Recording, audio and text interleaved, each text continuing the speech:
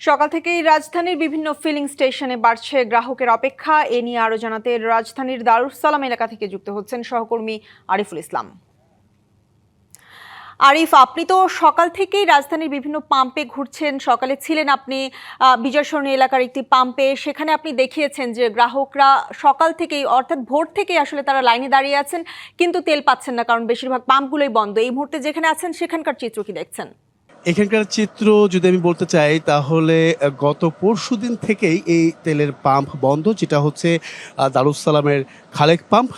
সেই পাম্পে তেল ঠিক কিছুক্ষণ আগেই, আমরা আসার সঙ্গে সঙ্গে কিছুক্ষণ আগেই প্রায় ৯,০০০ লিটার তেল এসেছে।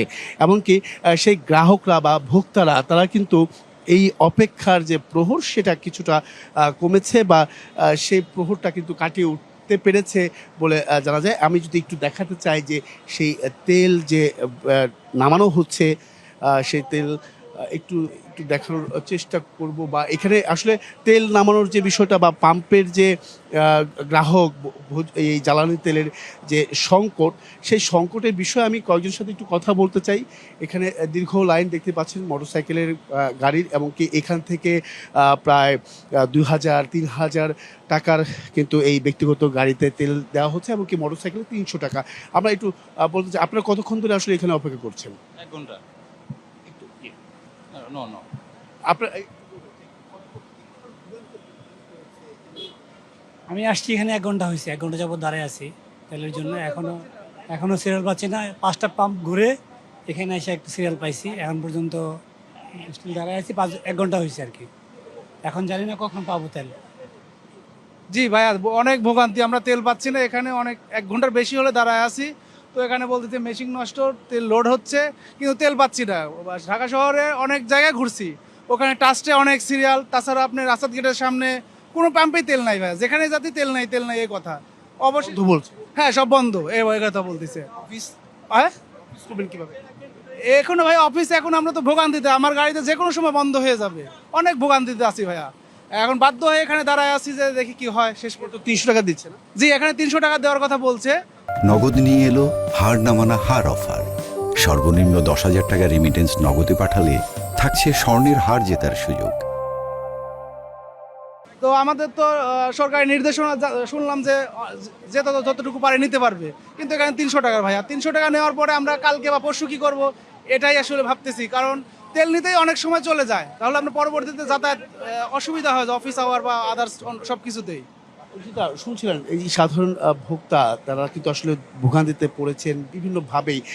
বিশেষ করে যারা যারা রাইড করেন তাদের আসলে দৈনিক যে ইনকাম বা দৈনিক যে আয় সেটা কিন্তু ব্যাহত হচ্ছে। কারণ তারা প্রতিদিন যে ২০০-৩০০ টাকার যে তেল কিনতেন, সেটার মাধ্যমে কিন্তু প্রতিদিনই চলতেন, কিন্তু সেই ২০০ টাকা ৩০০ টাকা তেলের জন্য তারা দীর্ঘ সময় অপেক্ষা বা দীর্ঘ সময় তাদের নষ্ট হচ্ছে। যেমনটা ৭ থেকে ৮ ঘন্টা সারাদিন, আসলে ৮ ঘন্টা সময় নষ্ট হওয়া মানে একটি বিশাল অর্থনৈতিকভাবেও তারা কিন্তু পিছিয়ে পড়ছেন, জীবিকার দিক থেকেও তারা কিন্তু পিছিয়ে পড়েছেন।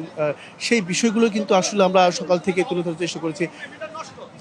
এটাই এতক্ষণ আমাদেরকে অপেক্ষা করা রেখেছে, এখন বলতেছে মিটার নষ্ট। তো এইগুলো কাজ তো আগে করে রাখার কথা, মিটার কেন এখন নষ্ট হবে লাইনে গাড়ি রাখার পরে, সেটা হচ্ছে কোয়েশ্চেন।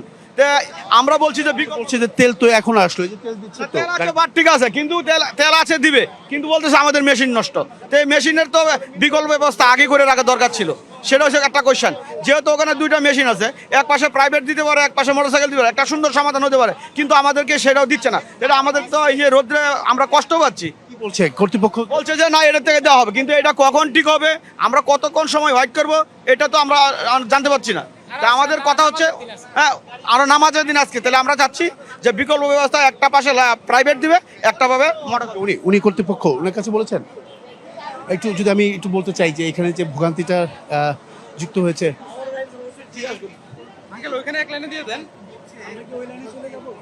তাহলে পাওয়ারের লাইনের সমস্যা, একটু ওয়েট করতে হবে, দিবে একটু সময় লাগবে। ওইখানে তো দুটা ইয়েতে দিচ্ছে, এখানে দিবে, একটু লাইনের সমস্যা, কিছু সময় দিতে হবে। আমরা অনেকক্ষণ ধরে অপেক্ষা করছি সবাই। আমরা বুঝছি তো, দিবে ওইটা দুটা জায়গা থেকে একটা জায়গা। হ্যাঁ, এখানেও দিবে, দুইটার একটা দিয়ে দেন আমাদেরকে। এইটা দিবে বললাম তো, দিবে, কিন্তু এটা দিতে যে আসতেছে, এটা কতক্ষণ লাগবে? আধা ঘন্টা লাগতে পারে। ওদের পাওয়ার লাইন ঠিক হইতে 2 ঘন্টা থেকে ওয়েট করতেছি 2 ঘন্টা খালি পরপর বলে আধা ঘন্টা আমাদেরকে এখানে এক লাইন দিয়ে দেখ একটা নজল বাইককে দিলে কিন্তু কারণ আমরা তো আসছি অনেক 2 ঘন্টার উপরে হয়ে গেছে এখন নামাজ পড়তে যাব আনসার্টেনিটি তো ঠিক হয় না যে এমন না যে ঠিক হচ্ছে আমাদের দাবি একটাই, যেহেতু দুইটা নজেল আছে, একটাতে প্রাইভেট দেখ, একটাতে মোটরসাইকেল দেখ, সুন্দর একটা সমস্যার সমাধান হয়ে যাবে। কিন্তু এটাতে তো আরো সমস্যা বাড়তেছে। হ্যাঁ, যত সময় গড়াবে তত সমস্যা বাড়বে। তো ওনারা তো এটা সলিউশন নিচ্ছে না, ওনারা আরো ঘন্টার ঘন্টা অপেক্ষা করতে বলতেছেন।